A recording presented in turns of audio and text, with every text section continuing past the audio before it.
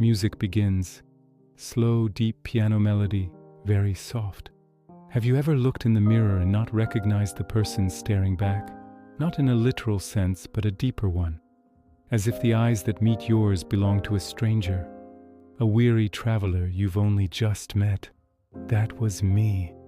Standing there, in the quiet dimness of the room, I saw a face I knew, but a soul I didn't. The lines on his face told stories I had forgotten. His eyes held a sadness I couldn't place. Who was this man? And where had I gone? My hand lifted almost on its own and touched the cold glass. I was searching for something real, something to connect me back to the person I thought I was. But the reflection just blurred, distorting the familiar into the unknown. Music shifts, ambient pads subtly rise, creating a sense of wonder. Then a flicker, not in the mirror, but behind me, a feeling, a presence. I turned, and in the shadows of the room a soft, ethereal light began to form.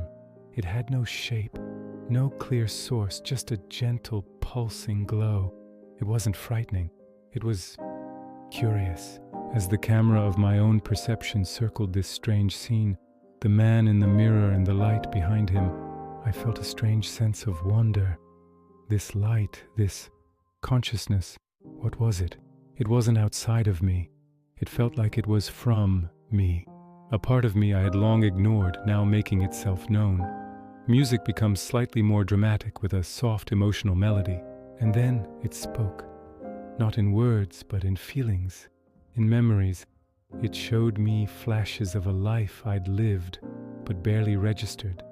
The laughter of my daughter, a sound so pure it ached. The warmth of a hand held in mine, a simple moment of connection I had filed away. This light, this essence was my own spirit. It was the joy, the love, the pain I had pushed aside in the rush of daily life. It was the real me asking, "Where have you been?" I had spent so long building a life, I had forgotten to live it. I had constructed an identity so carefully that my true self had been locked away. Music swells gently, then fades, almost to silence. The light wasn't accusing. It was simply there, a truth.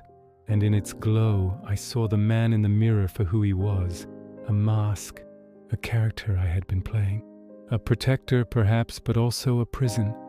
The exhaustion in his eyes was the weight of this performance. The sadness was the longing for authenticity. I stepped closer to the light, and it brightened, welcoming me. The separation between the man I presented to the world and the soul I carried within began to dissolve. It hurt. It was the pain of shedding a skin, of admitting that the path I was on was leading me further from myself. I closed my eyes and just breathed, letting the years of pretense fall away. In that profound silence, I felt a reckoning. I had to choose, live as the reflection or become the light. Music returns. A pure, gentle piano note holds and then slowly fades. When I opened my eyes, I was facing the mirror again, but this time was different. The reflection was sharp, clear. The eyes were mine. They were calm, filled not with weariness, but with a quiet understanding. And behind me, reflected in the glass, was the soft, warm light. It hadn't vanished. It had integrated. It was part of the picture now, inseparable. The room felt warmer, the shadows softer. I was no longer a man standing in the dark, but a person standing in his own light.